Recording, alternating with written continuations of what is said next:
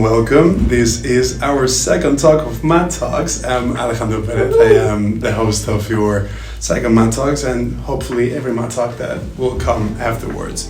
With me today we have Elizabeth, Talia and Haley. I will let them introduce themselves, but I'm super happy and super glad to have you all here. Thank you. Well, I start. Yeah. I'm Elizabeth. I'm an illustrator and designer, and also now an author of Comiendo con Miedo, or Eating with Fear. And I guess we are gonna talk about that now. So Eating with Fear is a book or a project about eating disorders, and so the idea is to inform and educate about this issue. Thank you so much. Talia, would you like to introduce yourself? Sure, I'm Talia Mandel and I'm the wellness counselor here. And we're all fantastic person. And I know we're all fantastic person, but I cannot thank enough for being here with us today. Haley, you are not on a strange face, yeah. Yeah, so I actually am very grateful to be here for the second time because we did a talk last month, or almost a month and a half ago. Yeah. But I'm Haley Cordero and I'm a student at NYU.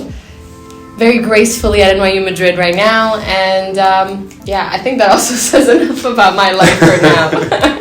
And that is enough indeed. Well, today we are presenting something very special. To those that are just listening to us, you probably won't see it, but Elizabeth, can you show your incredible book to the camera? We are introducing Eating with Fear. I cannot thank Elizabeth enough for being here. Actually, she's the one that started this whole Mad Talk thing because she proposed this to me back in the day, back in August. She was a professor here at NYU Madrid teaching art in our Mad Art project, and I cannot thank enough for you being here. So if you want to, just give us away a little bit of how did it all started? How did the project started? What idea was behind its conception? And how do you feel doing it? And tell us a bit about what the book meant for you. Yeah.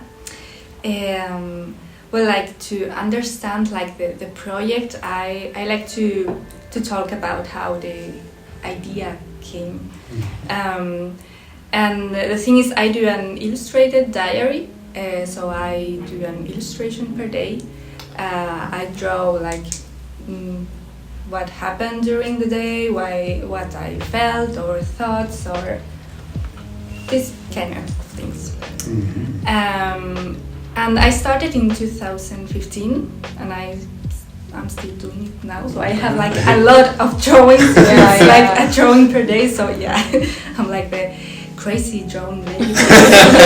Like in her notebook. Yes, and.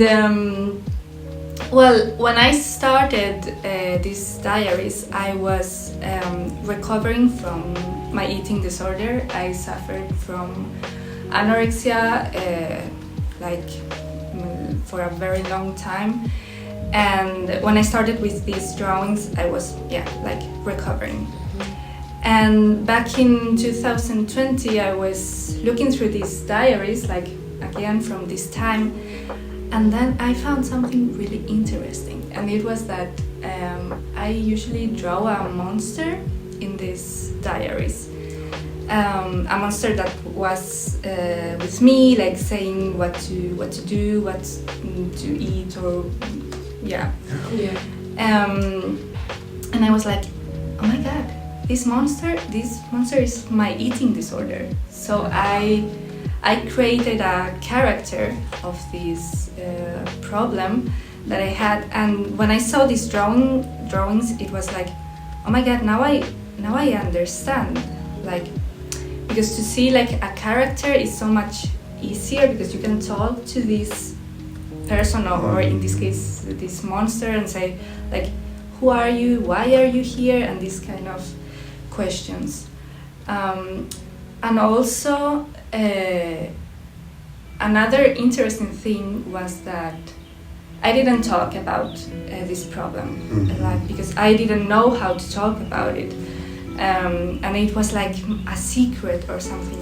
But when I saw these drawings, I was like, oh my god! But I'm talking about this here, and I don't know. For me, it was amazing, to see okay, now I understand. Through these drawings, I understand.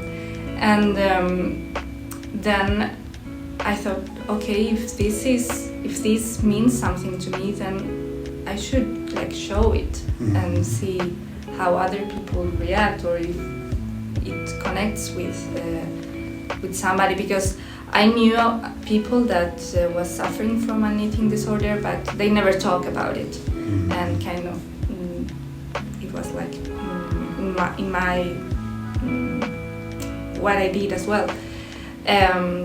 So then I was like, okay, I have a story. I have two characters, in this case a monster and myself, and I like to draw. So it all makes sense. Together. Yeah, and I'm a big fan of comics and graphic novels, so there wasn't any comic that or graphic novel that talks about this issue, so I was like, I'm gonna do it. Absolutely. Here we are. Yeah, so that's the story behind it. Wow. Like, so it's something like, I don't know, I like to see it like to make visible this invisible thing that no one's talking about. And yeah. That's absolutely incredible. And to externalize it, right? Yeah. I mean, that's amazing. That's exactly that's the psychological technique, sort of in therapy, right? Which is sort of giving it a name and making it external from you, so that then there's some sort of management of it. So that was brilliant. I mean, it sounds like you did it naturally. Intuitive, yeah. How long did it take you, if you don't mind me asking, to write it? So it started in 2020, and the book got published in March 2022. So 2 years. Yeah. But the process, like, of drawing, maybe it was 1 year and a half, and then all the publishing things, and it was like longer process. Yeah. I wanted to ask, because Dala was hinting at it, that idea of to put it out there, right? Like that idea of you have that and then you don't really know how to put into words and to take it outside. And this is a little bit for Talia as well. Do you think that is probably one of the most challenging things, to actually put a word to it? Because you said, Elizabeth, that you kind of understood what was happening when you reflected on it and you saw the pattern, but you didn't see the pattern when you were within it. So you think, Talia, that is probably the hardest thing to actually, realize It's what's sort of happening? neat because you did it unconsciously. That's what I thought was so amazing about it, because you didn't mention being in therapy and the therapist sort of recommended it. Yeah. But rather, your unconscious had you do it. Yes. And then your conscious brain caught up Yeah. to the unconscious, Yes. which is really neat. And then there's the other layer, which I think is what you're asking about also, which is the vulnerability. So of then putting it out there. Yeah. And that could either feel, well, just that, vulnerable, or really powerful and healing. So I'm curious about what it was for you. Yeah. That's just I think it was a little bit of both, because I was so tired also, like, to keeping it as a secret, and then it was like, oh no, I don't want this anymore, I want to talk about this now. And but also it feels like I'm talking about because the book is about my story with anorexia, but it's like a 15-year-old Elizabeth, so it's not like today, like me. So it feels like I'm talking about another person. So that's keeping that distance. I think it's good. That helps. Yeah. Following on that, I wanted to ask you, Haley. I've been thinking about, so I've never had an experience with eating disorders myself, but when I've been talking with people that have had them, my idea, and also something that you've been mentioning, is that you have representation, right? There was nothing like this before in the market. Do you think that, yesterday I was on TikTok and getting a little bit of an insight on this, that social media kind of projects that idea of how you should look like, and probably that maybe young people are more, I'm more inclined to be suffering from this than old people. I've been thinking about the 15-year-old Elizabeth, that right now the 15-year-old Elizabeth with TikTok and apps that can literally thin you out with a touch of a finger. Do you think that this is something that the young people suffer from more?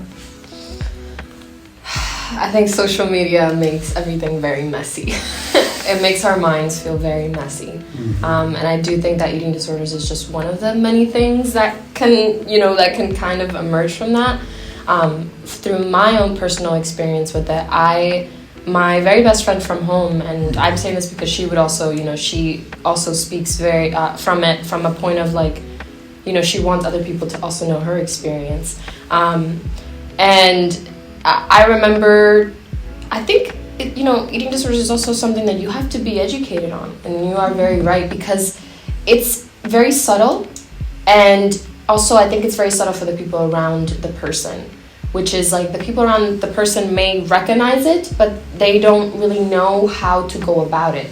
And so I remember, for me, I had noticed, and I didn't know what to do. I was, you know, basically her best friend, and I'm over here like, how do I do this? Because from a certain point, you know, social media is funny because it gives you the triggers, but unless you find the information, it doesn't show you how to deal with these things. I personally tell my friends, if you don't feel like social media is doing good for you, you probably shouldn't be in it. And I think it is that simple, even though it doesn't feel that simple. And for me, I was like, okay, how do I go about this from a friend perspective? Because I think that maybe you could, you know, confront this. I think it's a very lonely thing to go through. And so for a while, you know, I was there for her, but eventually I was like, listen, I'm very worried about you, and I don't know what to do.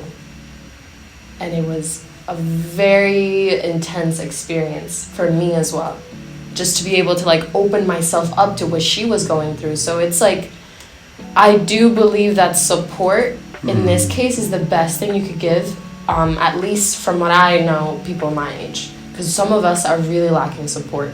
And so I think in a way, a lot of people are living with that secret, you know, and they don't know how. Maybe they do, maybe they don't know how to open up, but I think in a way we do, as the people around them, whether or not we have experience with that, I think we do have an obligation to educate ourselves, you know, just in case, because maybe we could be saving someone's life, you know, and I think it's also that simple. But in order for us to educate ourselves, we, I think, have to realize that this is something real, which is something that I think writing about has done for you, which is like, this monster isn't just in my brain, like this is a real thing that's affecting my life. And so, yes, we'll go back to your question. So to go back to your question, yes, social media has, but at the same time, you know, you're scrolling through Instagram, you see some model that looks amazing. She's going through some things too, you know? And so I think it's just like this huge illusion that we all have that we need to distance ourselves from. Social media is not supposed to be an embodiment of who you are, or anyone for that matter. So it's a trigger. And I noticed, at least with my friend, her trigger was, so in Latino culture, we eat a lot. Let's just call it that. In Latino culture, it's known, you know, food is a big part of us. And when I finally opened up to her, what she said to me was, it all started because when I went back to Costa Rica, I got comments about the amount I was eating. And it was that simple, but at the same time, that complex. And then from there, it was, you know, and so I don't know, I guess I might ask, how, through your book, like, what are some ways someone may be able to navigate any possible triggers that they may have, and how can someone my age maybe come to the realization that this is something that they are working through, if it's not something they're aware of, if you understand what I mean? Yeah, so you mean like the people that, the person that is suffering from it? Yes. Yeah. I think that, if you know about the problem, it's easier in a way, because maybe I know people that have read the book said to me, oh my god, I'm doing these things and this, maybe I have a problem, you know. So to be more aware about this kind of problem can help also to get help before it gets like too big. And yeah, also to talk with someone. I think that's very important. Like your friend that talked to you, and yeah, or someone in school, or your parents. I don't know, but to be. I don't want to say brave, but like to do it, and also I think that's something that we collectively need to work on, like to say, okay, I know about this thing, you are not crazy, you know, so to not judge that person, like, okay, we know about this, it's okay, you can talk to us, you know, not to be like, what are you saying, you don't want to eat, why, you know, like to be more sensitive. Yeah. Sometimes I think it's the opposite issue that comes into play also, which is that it's so normalized. We live in a diet culture, so in social media for sure, and I've heard some very disturbing stories about what's on TikTok, by the way, about tips of how to, but we live in that. It's a diet, literally a diet world, quite frankly. Yes. So I think sometimes it goes unaddressed because of that normalization. That was one thought that came to mind, and then the other one was the bystander effect, as it relates to sexual assault, has now become more normalized. Thank goodness, little by little, right? But in this area, it's not, and people watch it and do nothing. In the same way that I think that was the case, even more so with sexual assault. Still happens, obviously, that people just stand by it, but it's sort of like this hands-off approach, like I can't go near that, or I'm scared to go near that, or I'm scared to approach it, or to prevent it, or to do what I can. That comparison just came to my mind because I have a lot of students who come to me who are actively bulimic, who are throwing up, and it's 100% confirmed that their roommates know. They can't not know. They live in the same small quarters, and they will confirm to me that they've heard them. And yet I think I have had 0 roommates come to me saying I'm concerned about somebody. So that's an issue. Yeah. Whereas I have had people come to me with concerns about other things about their friends. But not that. something else. But not that. So anyways, those were the 2 things that came into mind when you were talking. May I jump in? What advice would you give this person, for instance, this roommate I heard, someone or that knows a friend that is going through this, or that might even relate to what has been seen in the book? How would you recommend that person to approach that situation? Because I think it might be also it is hard. Like, how do I tell you? Like, I'm seeing you going through this, and I have, for instance, no idea. How does it work? Or maybe if I say something, maybe that will make it worse. How would you? I think that the discomfort of approaching it is usually our own, like everything else. Yes, indeed. I love that. So, absolutely. And I will actually turn the question to you, having gone through it. But I think eating disorders are complicated because it's a secret, and often the person, I think, wants to keep it a secret, and yet also commonly, I can't generalize, right, but commonly, there's a desire to be seen, to be heard, to have somebody understand, to be asked. So oftentimes there's sort of this mix of emotions, of desires around it. So my thought is that, because a lot of times it comes from so many different places, but one place is a lack of control, one place is, again, not being seen by family, and really I've seen many people like that who it is a cry, see me, and also I can't use my voice a lot of times with family, and so this is the thing that since I can't use my voice, I'll show you. So what's behind that psychologically? A desire to actually have it. Be seen. So anyway, so I think it's a complicated mix, is my guess, but anyhow, so asking somebody from a sensitive place, how I've noticed, I see you, I think would very seldomly bring bad results. It may do nothing. It may not solve, obviously it's probably not going to solve it, but it has more probability of doing something, I think, than doing harm. I can't think of many harmful things it would do. Actually, no. Come to think of it, maybe somebody could brainstorm one, but anyway, but I think the thing is like to create some safe space to talk about it, like to see, hey, I kind of know what you are going through, and if you want to talk about it, I'm here, like with no judgment or anything. And if maybe that person don't want to talk about it at the beginning, but to know that you are there, it can help. And also to seek like professional help, because this is a psychological or mental issue. Yeah. So that's the main thing because you are not a therapist, so you are a friend, which is like something very good and amazing, but this person needs professional help. Yes, because like to go to that point to seek for not attention but to be seen, as you said, it's very like complicated, and that person needs help.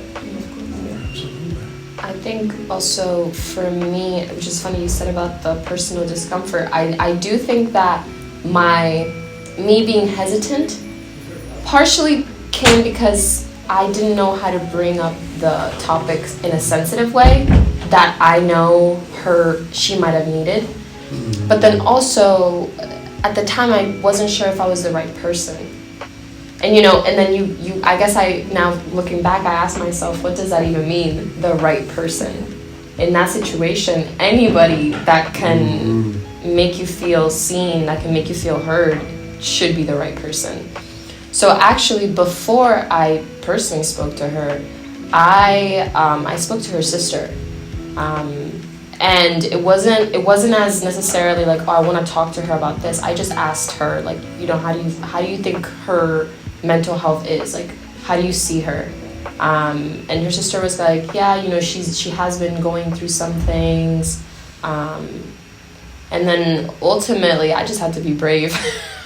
I had to be brave for the both of us. Yes. That's the truth. I think in that situation, bravery is not something that someone just has. So in that moment, I was like, I have to put my thoughts aside. I think that's what it is also. And when you come from a place of no judgment, you have to put your thoughts aside, because it's not about you anymore. I was there, I was her support, but it wasn't about me. It was like, I am here to witness you, to witness like these things. And it took an enormous, I think that's why it was so intense. It's like vulnerability from both places. And unfortunately, I also feel like we live in an environment right now where genuine friendships are hard to find. A lot of it is like, you see these people, you're around them, you think that would be enough for you to do something, but it's not.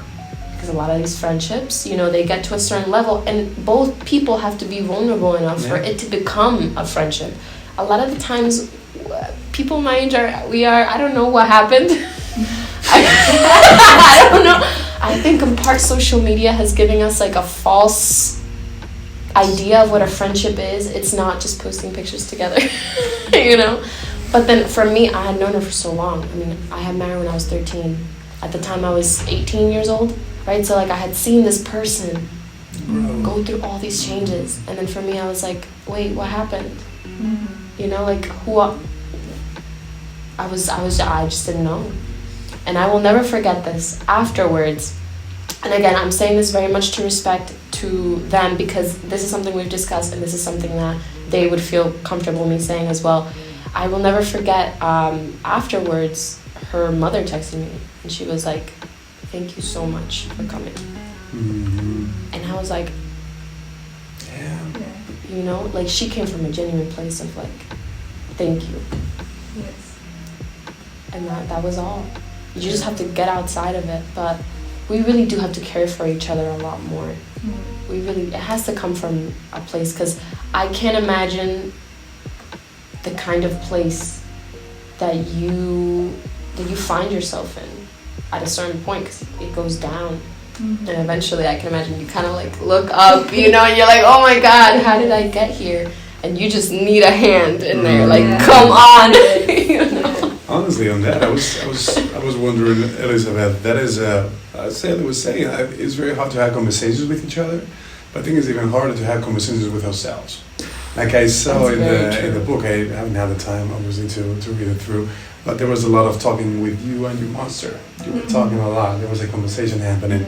I was wondering, was it hard? Like it was hard for you to depict that relationship in the book, and also I was thinking about social media getting in the way of friendship, but it's also social media or the way that you perceive yourself getting in the way of having an honest conversation with yourself. That might, you know, elicit some growth and getting out of that pit that Haley was mentioning. Do you think that, you know, those conversations need to happen and are not happening as much?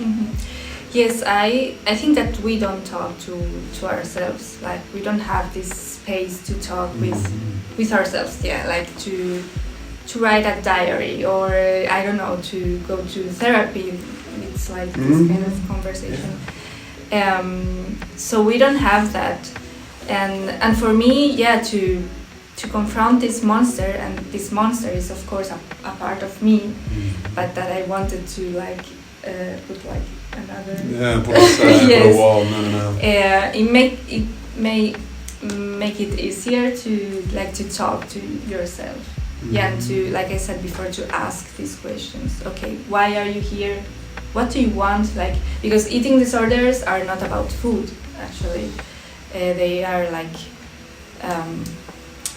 the food is kind of a reaction of something else. So you, like, as you said, like, you feel this, that you lose the control and you need to control something. And then the easiest thing to control, it's maybe the food or your body or You were telling your story to this big crowd, to this, because right now this is a very intimate setting, it's just the four of us talking, but how do you feel that reaction when you mention these issues to a larger crowd? Do you feel like they were empathizing? Do you feel like they were like, all right, another issue to worry about, or this is something that you see people resonated with? Yeah, it's crazy because now that the book is here and that I talk about it, like every time I talk about it, there is someone that said like, oh my God, I have been through this as well, or I have a friend, or I have, or my daughter, or something.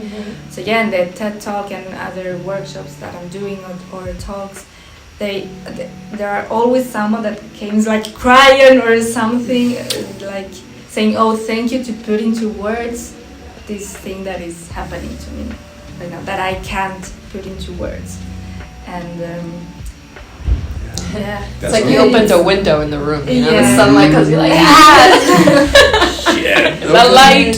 Yeah. Sometimes it's the language that we're lacking, right? Like sometimes it's very hard to name that monster, so to say. Do you think that is something that Talia... It's hard to feel alone is what it is, Yeah. and that's what I think you were connecting with those people because suddenly, or they were connecting to you rather, because they didn't feel alone anymore. Yeah. And that sense of isolation is what worsens any mental health problem, really. But yeah, because when you are going through it, you feel that you are completely alone with this, and that you are crazy. You don't understand. It's like, this is my thing, and I don't want to talk about this because everyone's gonna think that I'm crazy. And that's why I think it's so important to talk about it, to see like, hey, there are a lot of people going through this, and this is normal actually.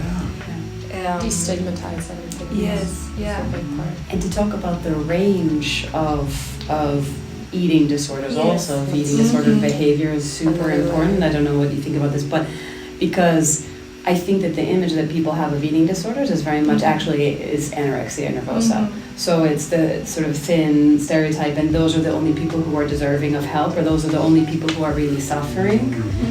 And so, but no, not at all. There's actually I couldn't even tell you how many, 8 sort of principles anyhow. It doesn't matter, but the point is there's more than just that type. So what I've seen commonly is people saying, I don't really have a problem. This isn't really an issue for me, because maybe they have a binging disorder and their weight is normal. Or with bulimia, well, normally actually they're not super stereotypically thin. So, or they're overweight. And overweight people with eating disorders are the most ignored sort of population of people with eating disorders.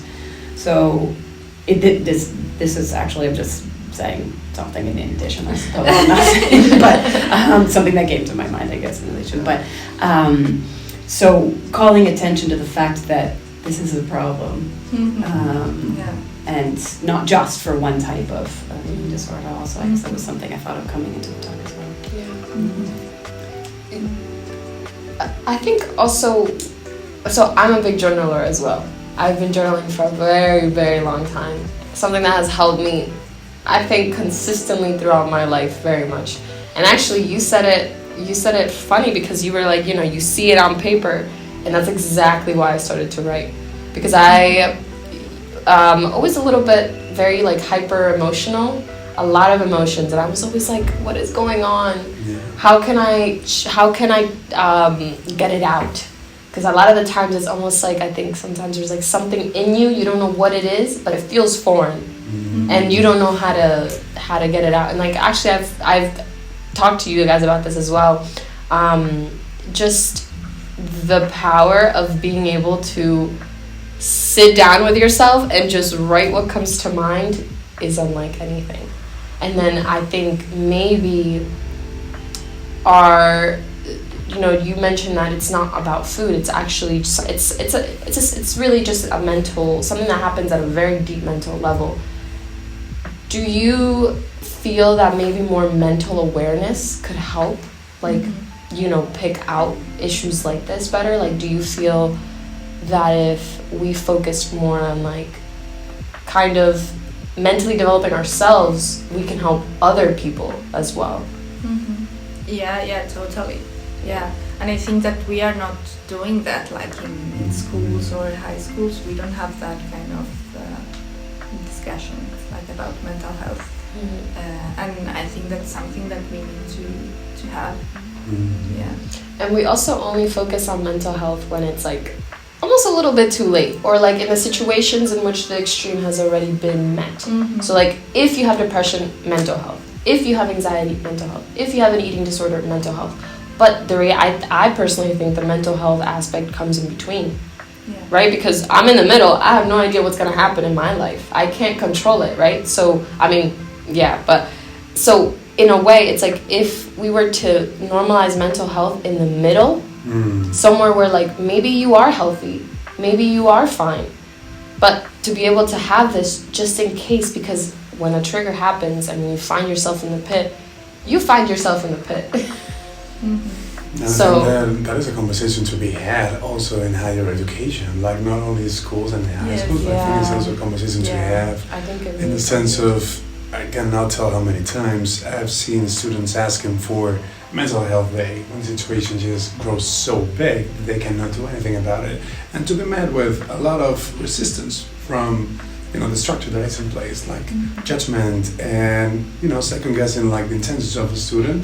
And sometimes that is when it only needs to have, as you said, a little bit of control all the time. And I think it's a conversation to be had personally, but also to be taken up to people that are listening, to people that are in the structures and whatnot, to have that conversation, to be able to understand that as we take these problems out of the bottom, like maybe they're a little bit under the surface, but they're rising now. It's not that people are making them up, which is something that I sometimes hear like, oh my God, kids nowadays, they have so many problems. It's like, oh man, you probably never talk about it, but you had the same problems, and probably your kids go to the therapist. And they got passed on. I had this issue because you didn't take care of it. You didn't pay for a therapist, I had to pay it myself. So. But a thing about this, I think that adults need to be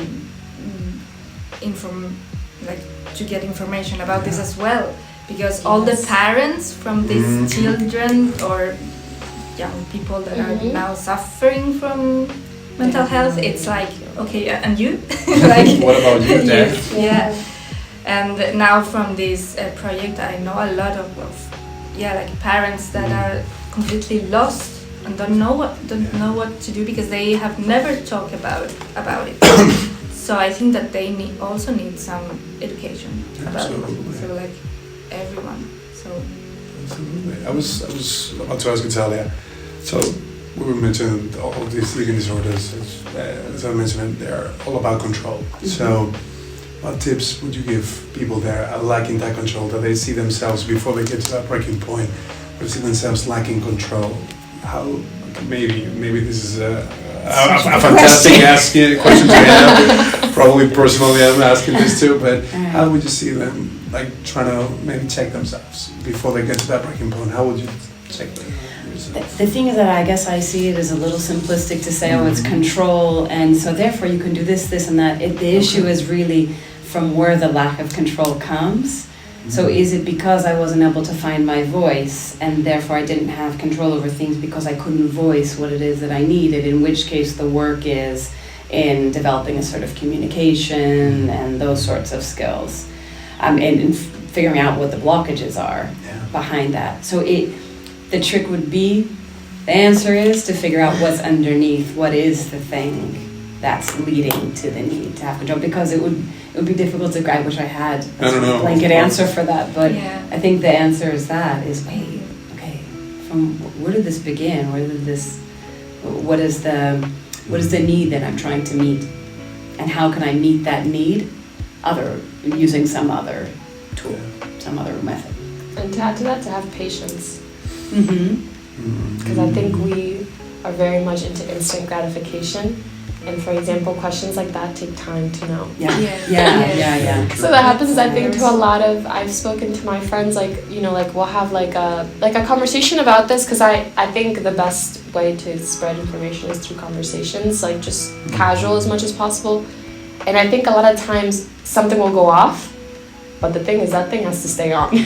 And that's the hard part, is like, you have to have so much patience. Because then you ask yourself, what do I need? But you won't know tomorrow. Tomorrow might be, you might feel the same way. But 2 weeks later, you'll be like, oh, I kind of think I need that. And then, so I think a lot of compassion and patience with yourself. I know we mentioned the compassion aspect at the very beginning when Alejandro and Talia and I met. It was a lot of compassion with yourself. And I opened your book and I saw the part where the monster goes, me and you are going to be forever together. Yes, yeah. Like, you have to have a lot of compassion with yourself to get out of a situation like that. Yeah. Also, I like what you said, that these things take time to recover from something like this. Because you can be like very, but I want to feel good now. Right now. Yeah, it's like, true. Maybe not today, maybe soon. Because there's sort of the addictive piece also that has to be addressed also, right? I mean, there's so many different components that go into it. What do you mean the addictive piece? Eating disorders, maybe you would like to speak to, but eating disorders have a strong addictive nature to them. In the same way you would break other habits. So even just recognizing what I was talking about, the need and the sort of psychological needs, and what is it that because a lot of times it can be, I'm thinking of binging, for example, and a lot of times it has to do with the avoidance of some emotion, of some sensation, and so anyhow, so getting in touch with what that is, but then also it's addictive. Yeah. I mean, so then there's the piece of how do you break addiction in the same way that you would break alcohol through alcoholism and things like that. Yeah. Eating disorders are like an addiction, of course, because you maybe you eat a lot because you don't want to feel this way, and then you go to the fridge and eat everything, or you go out running because you don't want to feel like this, or you're like, okay, if I don't eat this, or if I count calories, then I go to another world, to don't think about everything that you don't want to think about. So that's the thing, and then it becomes kind of a habit, and then that's so hard to go from that habit because it's like a part of you. I always heard this sentence, like, progress is not linear. You always have up and downs. So you mentioned that, and this is, feel free not to answer it, it's fine. But you mentioned that you struggled to get out of the eating disorder that you had. How do you feel the path has been from that point onwards? Like, you've done this book, but do you feel like this is something that you will have to revisit? Do you think that this is something that, even though you've taken out into the light, that you've talked about it, you feel that this is something that you start to live on? As Haley was saying, that is that a relationship that you might have to have for a long time? Right now, I feel like free from this monster, but I know that I need to be careful. Like I will not go. I will not go through a diet or something, or do some crazy thing like I don't know, start running 1 hour a day. I don't know. Yeah, like maybe. also like I know when I feel down, my thing is like I don't want to eat. You know this thing, but maybe you like to smoke, but I don't want to eat. You know, so it's this thing. But now I know that I need to eat. You know, it's like from another perspective. But I can feel it when I feel down. Then I feel more like it, but I don't want it. But I will, you know. Yeah. Maria has given me the rubbing up Yeah. sign. Maria is our wonderful technician in the shadows here. Behind the scenes. Starting from Haley, any closing thoughts that you want to have for this topic today? Well, to you, it's very, very inspiring to see someone, especially as a young person, like seeing someone not only creating any kind of work, because I think creators are, you know, it's a very special gift, but then also creating out of your fear, you know, out of your fears and really coming from a genuine place. Not from a place of let me just make this or let me just get this much amount out of this. It's out of a genuine place, and I feel that around mental health, just genuity and just that compassion and ability to really get to know someone, even without those things, you know, because you have a brand new slate when you go through these things, when you're meeting someone and when you're trying to help someone. So just thank you to you for opening up this kind of channel for people, because it does make a big difference. And even if it's just like one person, like that one person meets dozens of people. And so to me, it's just absolute healing energy to you, and thank you. Yeah. No, and you're the one who actually makes the change in the world, you and of course others who sort of spread the word in that way.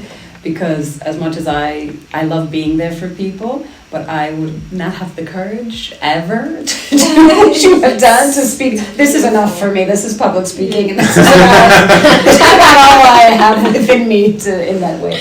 So anyhow, but you are the one who spreads the word and normalizes it, gets people into treatment. So thank you. Because And that's not easy. And thank you also to create this space. That's also, and well, all of us actually. This is to us. Here's to us, and then also if anyone is watching or if anyone is listening, just talk to anyone. Yeah. I swear you are so loved. Or send this podcast to someone. Yes. Hey, Yes. you need to listen to this. This might have something Yeah. interesting. Yes. Yeah. You are so loved, and whoever around you, like you're protected. There you go. Feel and seek that connection. Well, thank you so much, everyone, for the talk today. I think this was Thank absolutely you. freaking fantastic. This is a wrap, and we'll see each other again in the next talks. Cut.